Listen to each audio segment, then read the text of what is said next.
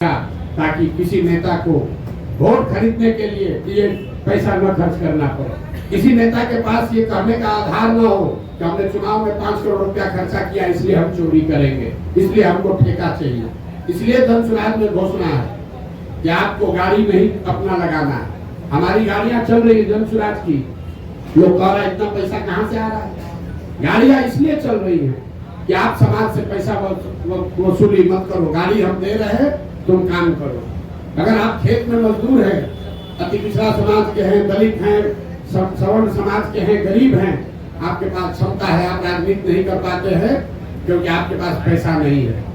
आपको घर पे मजदूरी करनी है, अपने बच्चों का पेट पालना है, आप में क्षमता ज्यादा है लेकिन आप राजनीति नहीं कर सकते। जन सुराज का राज तुम राजनीति करना चाहते हो, हम साधन देते हैं, राजनीति करो ताकि ये परिवारों का दबदबा खत्म हो। धर्म के आधार पर, जात के आधार पर जो लोग ठेकेदारी कर रहे हैं, ठेकेदारी कर रहे हैं, इनका वर्चस्व खत्म किया जाए। प्रसाद जी, आप अच्छे लगता है, अच्छे सामाजिक कार्यकर्ता हम लोग देख रहे हैं, चौथा बुलंद है जेपी के बाद, हमें लगता है कि आप कुछ कीजिएगा बिहार। ये बताइए नीतीश जी में क्या खूबी और खराबी होंगे जो आप लोग कुछ छोड़ दिए, और अभी तो लाए थे उसको? नहीं, नीतीश जी को हम नहीं लाए थे। नीतीश जी को 2005 में बिहार की जनता लेकर आई थी। आपका ये सवाल ठीक है कि जिस बिहार में हमने नारा दिया बिहार में बहार हो नीतीश कुमार हो, आज हम उनके विरोध में क्यों खड़े, ये जायज सवाल है। 2000 जहां बैठे हुए हर व्यक्ति और आपके जरिए बिहार की जनता को ये बताना चाहते हैं कि 2014 के नीतीश कुमार और 2024 के नीतीश कुमार में जमीन आसमान का फर्क है। 2014 में जिस नीतीश कुमार की हमने मदद की थी उसकी छवि बिहार में सुशासन बाबू की है, ऐसे प्रशासक की है जो बिहार को सुधारने के लिए प्रयास कर रहा है। बिहार बहुत अच्छा नहीं हुआ था लेकिन सुधार की एक प्रक्रिया शुरू हुई थी, लोगों का एक विश्वास बनना शुरू हुआ था कि बिहार में भी शायद सुधार हो जाए। आज जिस नीतीश कुमार का मैं विरोध कर रहा हूँ वो नीतीश कुमार है जिसके लिए गांव-गांव में लोग कह रहा है कि भैया बिहार में लालू का जंगल राज, अपराधियों का जंगल राज देखे थे, ये नीतीश का जो राज है ये अधिकारियों का जंगल राज। यहाँ बैठा हुआ हर पत्रकार जानता है कि ये पूरी व्यवस्था, पूरा सरकार चंद अधिकारी, कोई विधायक मंत्री भी नहीं चला रहा है। आपको कैमरे पर कह रहे हैं, कोई विधायक मंत्री नहीं चला रहा है, चंद अधिकारी, वो भी सेवानिवृत्त अधिकारी सलाहकार बनकर बैठ गए और पूरे 13 करोड़ लोगों के भाग्य विधाता बनकर बैठ गए हैं। न वो उनका नौकरी है, नौकरी से रिटायर हो चुके हैं, जनता ने उनको चुना नहीं है और पूरे बिहार को 4 अधिकारी मिलकर चला रहे हैं। नाम आपको पता है, नाम लेकर हम उनको ग्लोरीफाइड नहीं कर रहे हैं लेकिन आपके जरिए जरूर बताना चाह रहे हैं कि 13 करोड़ बिहार के लोगों का भविष्य सेवानिवृत्त 4 अधिकारी मिलकर नहीं तय कर सकते हैं। बिहार की जनता को इतना मूर्ख मत समझिए, चुनाव आने दीजिए, कोई नहीं बचने वाला। प्रशांत जी एक सवाल है प्रशांत जी, अरे सुन लीजिए, आप, मैंने एक पहलू बताया, तो उस प्रशासक का मैं विरोध कर रहा हूं जिसने पूरे बिहार की जनता का भविष्य 4 सेवानिवृत्त अधिकारियों के हाथ में कर छोड़ दिया है। जिस नीतीश कुमार की 2014 में मैंने मदद की थी उसमें राजनीतिक मोरालिटी थी। नीतीश कुमार गैसल पश्चिम बंगाल में, आप में से कुछ लोगों को याद होगा, एक रेल दुर्घटना हुई थी। नीतीश बाबू तब रेल मंत्री थे, 200 से ज्यादा लोगों की मृत्यु हुई। नीतीश कुमार ने रेल मंत्री पद से वाजपेयी की सरकार में इस्तीफा दिया था, मैंने उस नीतीश कुमार की मदद की थी। आज जिस नीतीश कुमार का विरोध कर रहा हूँ वो नीतीश कुमार है कि कोरोना के काल में हजारों लोग मर गए, उनकी मृत्यु हो गई, लाखों बच्चे, पूरे कोरोना से पूरे देश में संकट आया लेकिन जितना कष्ट बिहार के लोगों को हुआ उतना कष्ट किसी को नहीं हुआ।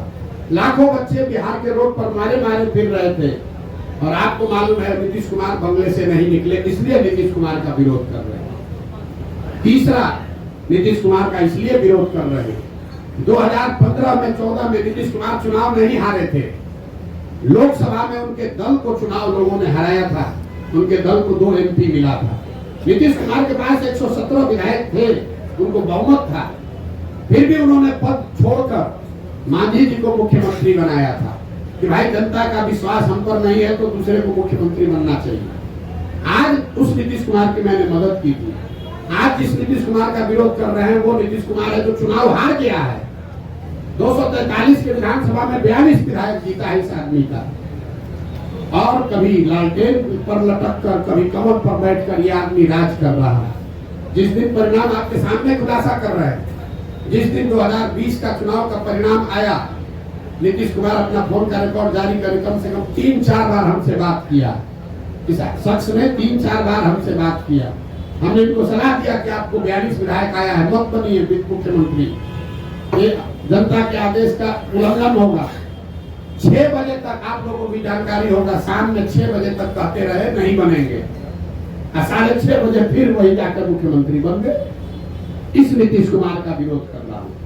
तो अच्छे प्रशासक का समर्थन किया था, नैतिकता वाले राजनेता का समर्थन किया था, बिहार को सुधारने वाले व्यक्ति का समर्थन किया था। जिसका विरोध कर रहा हूँ वो उसका विरोध है जो कि जिसकी एक ही प्राथमिकता बची है, किसी भी तरीके से फेविकॉल लगाकर कुर्सी पर बैठे रहो, बिहार का जनता का जो होता है होने दो। आपने कहा कि आपका जो मुकाबला है वो एनडीए से है, आरजेडी को आप कोई मुकाबला नहीं मानते हैं, तो क्या आपको नहीं लगता कि कहीं आपका ये बयान आप पर बैकफायर भी हो सकता है, क्योंकि कहीं ना कहीं एक खास वोट बैंक पर आपकी भी नजर है अगर इस स्टेटमेंट को हम देखें तो?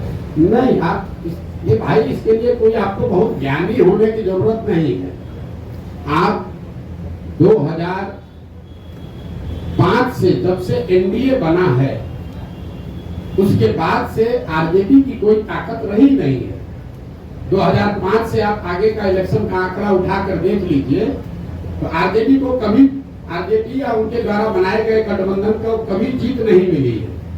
महागठबंधन का एक अपवाद छोड़ दिए जिसमें हम लोगों ने मदद की थी, उसमें भी आरजेडी जूनियर पार्टनर ही था। नीतीश जी के चेहरे पर चुनाव लड़ा था, आरजेडी के नाम पर चुनाव नहीं लड़ा गया था। और अभी का लोकसभा का चुनाव देख लीजिए, इस लोकसभा चुनाव में 176 विधानसभा में भाजपा और एनडीए को बढ़त है। तो हमारा अगर मुकाबला है तो जो 176 में आगे है उससे मुकाबला होगा कि जो 50 सीट में आगे है उससे मुकाबला होगा। तो ये तो हमारे आकलन का विषय नहीं है, ये तो फैक्ट है। किसने कह दिया आपको? भाई ऐसा है, अब अपने हिसाब से कहिएगा। लोकसभा में कितना सीट है आरजेडी को?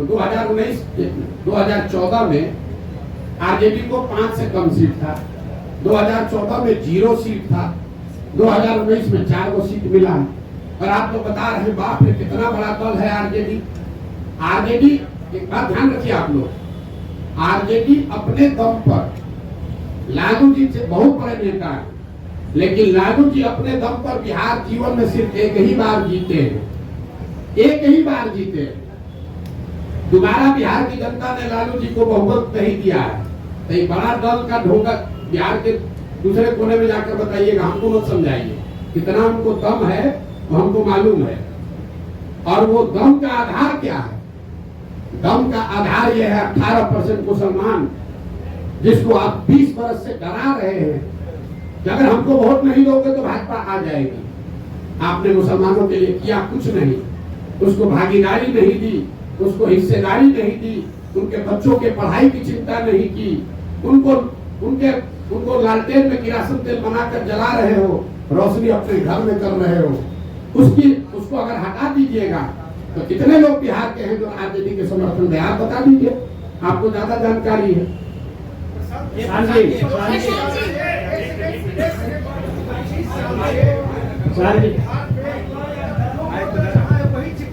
जी 25 साल से जो वोटर जहाँ है वही चिपका हुआ है, या तो वो लालू जी को वोट दे रहा है या फिर नीतीश जी को या भाजपा को।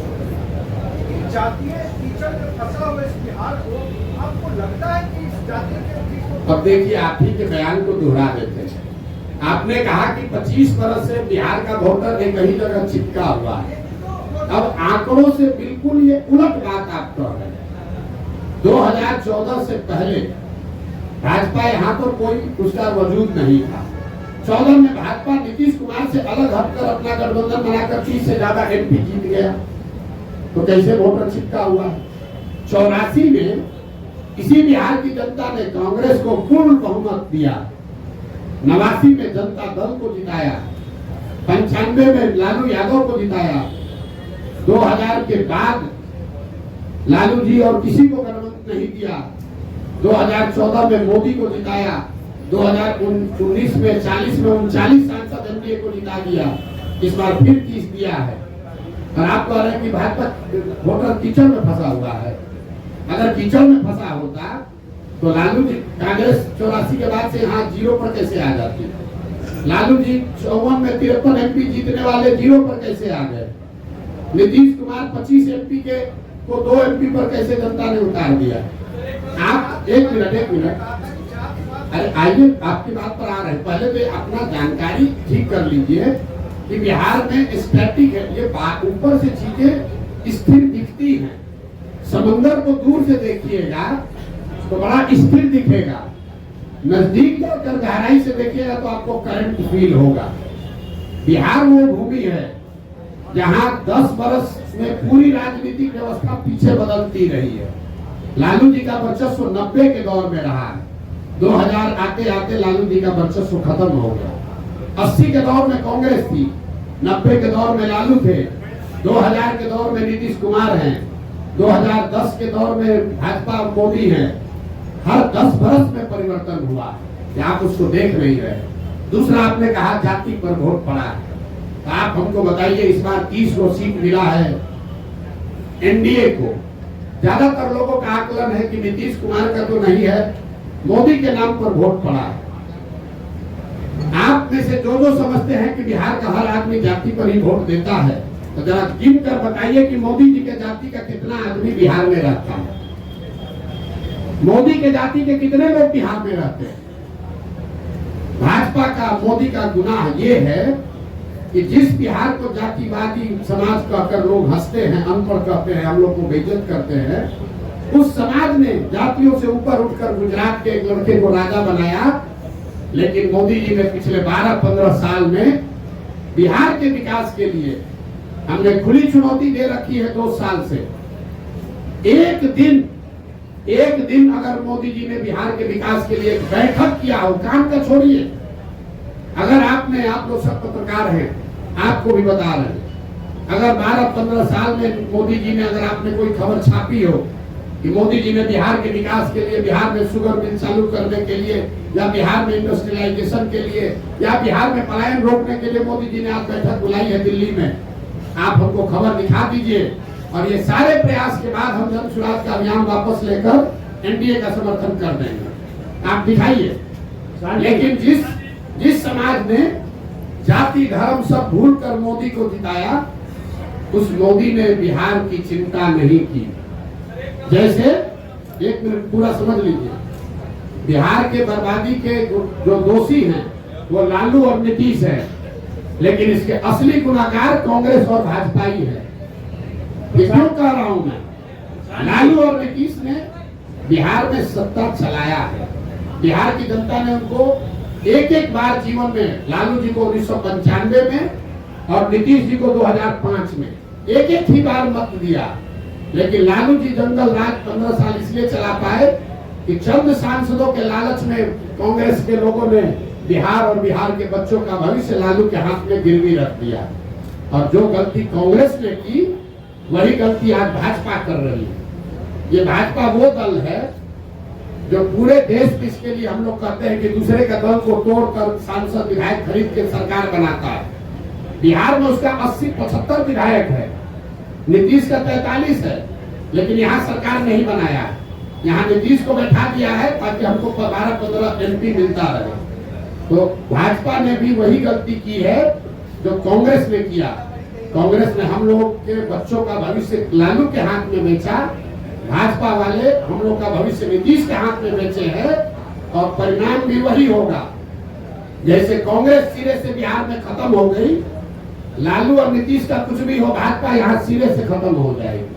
नेतृत्व ऑलरेडी आप देख रहे हैं, भाजपा बिहार में नेतृत्व विहीन पहले से हो गई है, कुछ नहीं बचा। देखिए किसको बनाए, ये बताइए रुकिए।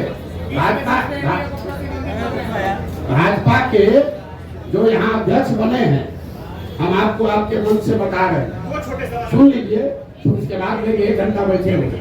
भाजपा के जो अध्यक्ष बने हैं, बिहार के किसी गांव में चल के खड़ा हो जाए, उसमें से 10% आदमी भी नहीं कह सकता है ये आदमी कौन है। ये भाजपा के नेतृत्व का देखिए स्थिति। जो भाजपा के अभी अध्यक्ष है, उसको बिहार में 10% आदमी पहचानता नहीं है कि आदमी है कौन। अब भाजपा उनके जरिए बिहार सुधारना चाहती है, ये दिखाता है। यही काम कांग्रेस ने किया था, उन्होंने अपने नेतृत्व को खत्म करके लालू के हवाले कर दिया। तो भाजपा ने अपने नेतृत्व को, उसमें भाजपा में भी जो काबिल आदमी है उसको सबको हटा के और ऐसे लोगों को दिया है जो नीतीश का झोला ढोते रहे, उसके पीछे चलते रहे। ये आपकी काबिलियत के पैमाने पर दूसरे नाकाबिल कैसे हो जाते हैं? जी, आपकी काबिलियत के पैमाने पर दूसरे नाकाबिल कैसे हो जाते हैं? हमने तो किसी को नाकाबिल कहा ही नहीं। और नहीं, एक तो निरपेक्ष भाव से तो यही बात जा रही है ना कि आप काबिल लोगों को लाएंगे, यानी जी। अभी तक सत्ता में जो लोग हैं या आते रहे वो नाकाबिल है। नहीं। मेरी पूरी बात सुनिए। और अगर आपकी काबिलियत का पैमाना क्या है, निर्धारण आपने किस ठीक बात, ये अच्छा सवाल है। और उसके साथ दूसरी बात ये कि अगर सत्ता में आने के बाद काबिल लोग नाकाबिल हो जाते हैं तो आपके जन सुराज की क्या गारंटी है? और अगर गारंटी नहीं है तो बिहार की जनता एक छल के लिए और क्यों ठीक मजबूर? 3 सवाल आपके जवाब दे रहा हूँ। पहला, इन्होंने कहा कि आप कह रहे हैं कि काबिल आदमी को लाएंगे मतलब दूसरा नाकाबिल है। ये बात नहीं है। लकीर बड़ी करने के लिए उस दूसरे को काटना जरूरी है, उससे लंबी लकीर खींची जा सकती है। तो जिसको जन स्वराज का नेतृत्व दे रहे हैं, इसका पहला पैमाना ये है कि उस आदमी को आप जो जन स्वराज का अध्यक्ष बनेगा, यहाँ पर 3 बड़े पार्टियों के 4 बड़े पार्टियों के अध्यक्ष पहले से हैं। भाजपा के अध्यक्ष दिलीप जायसवाल जी हैं, जदयू के अध्यक्ष उमेश कुशवाहा जी हैं, आरजेडी के अध्यक्ष जगदानंद जी हैं और कांग्रेस के अध्यक्ष अखिलेश जी हैं। जन स्वराज का जो अध्यक्ष बनेगा उसको खड़ा कर दीजिए और 5 के सामने उसकी काबिलियत, उसका डिग्री, समाज में नजरिया और किसी भी विषय पर आप उससे बहस करा लीजिए, खुद तय कर लीजिए कि उसमें काबिल कौन है। काबिलियत का पैमाना समाज है। दूसरी बात आपने कही कि ये इसकी क्या गारंटी है कि जन स्वराज का आदमी, अगर काबिल आदमी भी गलत बन जाए। इसीलिए देश में पहली बार, ये घोषणा हमको 2 को करनी है लेकिन आपने सवाल उठाया है, देश में पहली बार किसी राजनीतिक दल ने अपने संविधान में ये लिखा है, राइट टू रिकॉल, कि अगर जो व्यक्ति जन स्वराज के टिकट पर चुनाव लड़ेगा उसको ये एफिडेविट साइन करके देना पड़ेगा लीगली कि जन स्वराज के संस्थापक सदस्य उस विधानसभा क्षेत्र के 1/3 जन स्वराज के संस्थापक सदस्यों ने अगर आपके खिलाफ अविश्वास प्रस्ताव ला दिया और फिर वहां वोटिंग हुई और जन स्वराज के संस्थापक सदस्यों में आपने अगर अपना विश्वास खो दिया तो आपको रिजाइन करना पड़ेगा। ये एफिडेविट देने के बाद ही आप जन स्वराज से लड़ पाएंगे। इस बात को हम लोग जन स्वराज अपने संविधान में लिख रहा है। तीसरा और अंतिम सवाल कि जन स्वराज पर भरोसा क्यों करें? ठीक बात है, ये अच्छा सवाल है। जन स्वराज पर भरोसा इसलिए करें कि पहले से जो लोग यहाँ पर हैं वो एक्सपायर मेडिसिन है। आपने उसको जांच लिया, परख लिया, जानते हैं कि ये दवा काम नहीं करती। मान लीजिए कि आपके घर में कोई बीमार पड़ गया, भगवान न करे, और उसको कोई ऐसी बीमारी हो गई कि सुधर ही नहीं रही है। डॉक्टर ने दवा दिया, हर तरह का दवा दे दिया, वो सुधर नहीं रहा है। आपने कहा डॉक्टर साहब इससे क्या होगा, अब तो नहीं सुधर रहा। डॉक्टर ने कहा भाई एक नई दवा आई है, उसका पूरा प्रमाण तो नहीं है लेकिन 20% 40% संभावना है ठीक हो सकती है, लेकिन कुछ खतरा भी हो सकता है। आपका अगर आदेश हो, अगर आप सहमत हो तो हम एक बार ट्राई करके देखते हैं। आप क्या कहिएगा? अपने परिजन को बचाने के लिए आप क्या कहिएगा कि जो 3 दवा जिसको आपने ट्राई कर लिया, जिसका फायदा नहीं हुआ, उसी पर रखिएगा या कहिएगा कि ना भाई इतना डॉक्टर साहब 20% संभावना है लेकिन नया दवा आया है, इसको ट्राई कीजिए, शायद हमारी किस्मत, दुआ, भगवान का आशीर्वाद शायद लग जाए। तो जन स्वराज जो 3 जिन दलों से हम लड़ रहे हैं वो एक्सपायर मेडिसिन है। जनता ने उसको 30 बरस देख लिया, परख लिया, जान लिया, ये नहीं सुधार सकता। जन सुराज नया प्रयास है, इससे सुधार हो भी सकता है, शायद नहीं भी हो सकता, लेकिन शायद हो। नमस्ते साथियों, thanks for watching my video. आप लोग अपना प्यार बनाए रखें और ज़्यादा से ज़्यादा वीडियो को family, friends and old age people के साथ शेयर करें और लास्ट में एक कमेंट करना ना भूलें। जय हिंद।